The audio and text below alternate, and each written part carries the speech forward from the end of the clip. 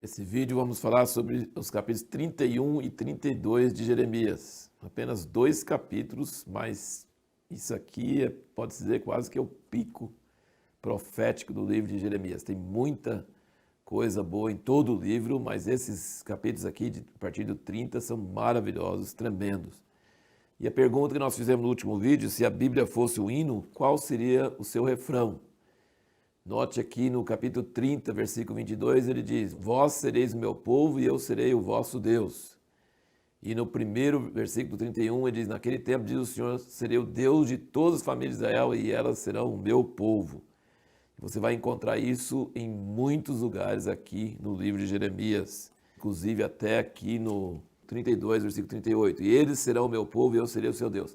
Você vai encontrar isso desde o início da Bíblia até o fim da Bíblia. No Apocalipse tem. Então, assim, o grande refrão que liga os 66 livros da Bíblia é isso. O alvo de Deus é ter um povo na terra e ele poder falar: eles serão meu povo e eu serei o seu Deus.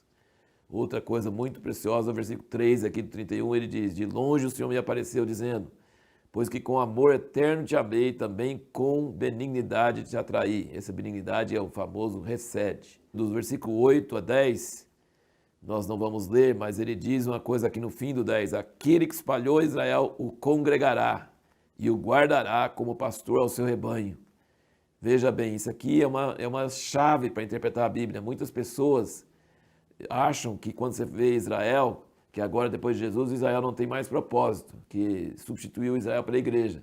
Mas aqui está muito claro, o mesmo que espalhou Israel, e não foi a igreja, espalhou foi Israel mesmo, natural, ele vai ajuntá-los e vai congregá-los como um pastor ao seu rebanho.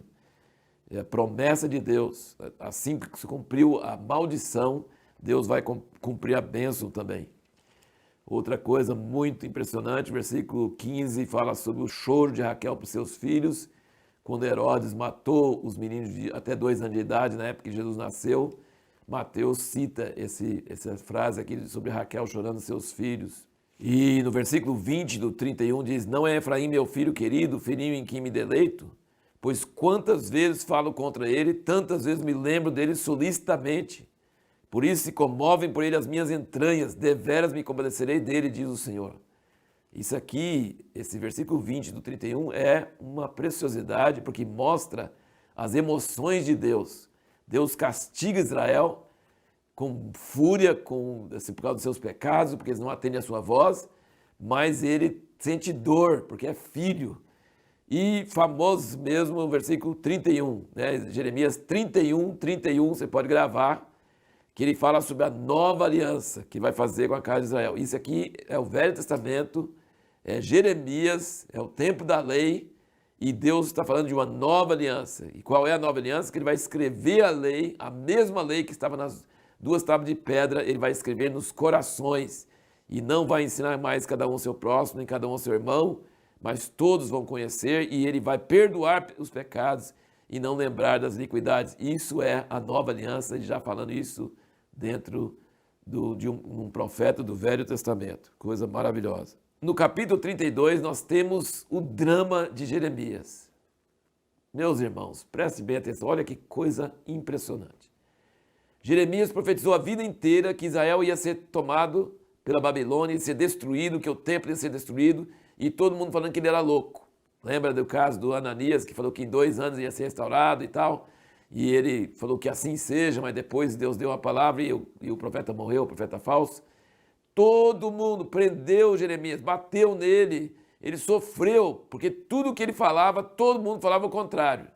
Agora que está cumprindo exatamente o que ele acabou de falar por anos a fio, a cidade está cercada, Nabucodonosor está nas portas, está tudo aí cumprindo exatamente. Aí Deus fala com ele: compra um terreno. Você já imaginou comprar um terreno quando os babilônios estão em cima da terra, a terra não vai valer mais nada? Ninguém vai querer terreno. E ele comprou, ele obedeceu sem entender. Assinou a escritura, diz no versículo 10, né? Chamou as testemunhas. E em versículo 11, tomei a escritura da compra, continha os termos, condições, tanto que estava selada com a cópia que estava aberta. Toma as escrituras de compra, tanto a selada como a aberta, e mete-as num vaso de barro para que se possa conservar muitos dias. Pois assim diz o Senhor dos Exércitos, Deus de Israel: ainda se comprarão casas e campos e vinhas nessa terra. E você sabe sobre os manuscritos do Mar Morto? Pois é, aqui está explicando exatamente o sistema de guardar manuscrito por séculos, por milênios. Não é esse, obviamente esse aqui nunca ninguém achou. Mas os manuscritos do Mar Morto são cópias, né? Não é o original de Isaías ou de Jeremias, não. Mas tinha cópias lá preservado por 2000 anos, o pessoal achou.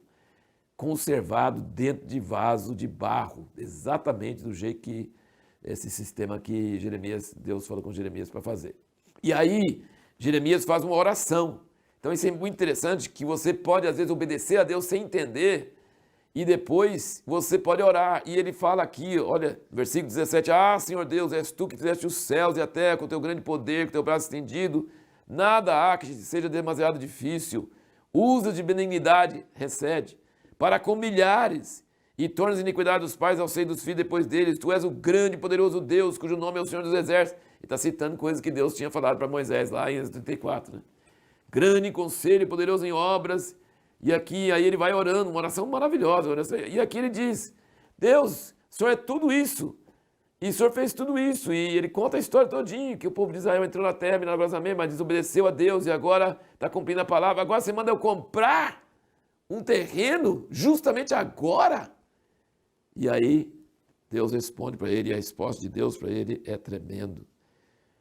Pensa comigo, quando todo mundo dava contra, ele falou que Jerusalém ia ser destruído. E quando todo mundo fala que Jerusalém vai ser destruído, ele falou, não, Jerusalém vai ser restaurado. Ele tinha que andar na contramão, ele tinha que ser perseguido. A tarefa de Jeremias é uma tarefa terrível. Todo mundo, o senso comum, fala assim, não, agora acabou. Ele falou, não, Deus vai fazer uma coisa, e tanto é que eu vou comprar um terreno na frente de todo mundo e provar que eu creio nessa palavra. Só ele não cria muito não, ele teve que orar e buscar a Deus, e Deus respondeu para ele. E aí no versículo 37, dentro da resposta de Deus, diz, eis que eu os congregarei de todos os países, para onde os tenho lançado na minha ira, no meu furor, na minha grande indignação, e os tornarei a trazer a este lugar, e farei que habitem neles seguramente, e eles serão o meu povo, e eu serei seu Deus. Aí o refrão. E o versículo 42, pois assim diz o Senhor, como eu trouxe sobre este povo todo esse grande mal, assim eu trarei sobre eles todo o bem que eles tenho prometido. Isso aqui, uma vez eu estava num museu lá em Israel, Museu da Diáspora, fica lá em Tel Aviv, e vendo séculos, milênios de perseguição, coisa terrível. E eu pensei nesses versículos, que Deus falou assim, assim como eu trouxe todo esse mal sobre esse povo, eu vou trazer todo o bem que eles têm prometido. Pensa um pouquinho sobre isso. O mal que eles têm passado não é séculos, é milênios. É terrível. Só o que aconteceu no Holocausto já é, assim, coisa inominável, coisa que você não pode nem mencionar. Mas assim como Deus permitiu acontecer tudo isso, Ele vai trazer bênção. Tem bênção vindo sobre o povo de Israel que você nem imagina. É uma locomotiva com bênçãos tão grandes, porque se a maldição cumpriu, a bênção também vai se cumprir. E isso é uma coisa assim histórica. Subiu muito vapor, vai vir uma tempestade de bênção sobre Israel, que você nem imagina. E Jeremias teve essa triste função. Ele só falou da maldição, a hora que começou a ouvir a maldição e cumprir a palavra dele, queria até falar em alguns lugares, onde estão os profetas que falavam isso? E onde estão os profetas? Está vendo? E eu estava falando certo. Agora ele vai falar o contrário, e todo mundo vai falar, você é louco. Você era louco antes, agora a gente acha que você é louco de novo. Então, assim, é maravilhoso. Esses capítulos 31 e 32, e vai continuar no 33, são pontos muito altos do livro de Jeremias.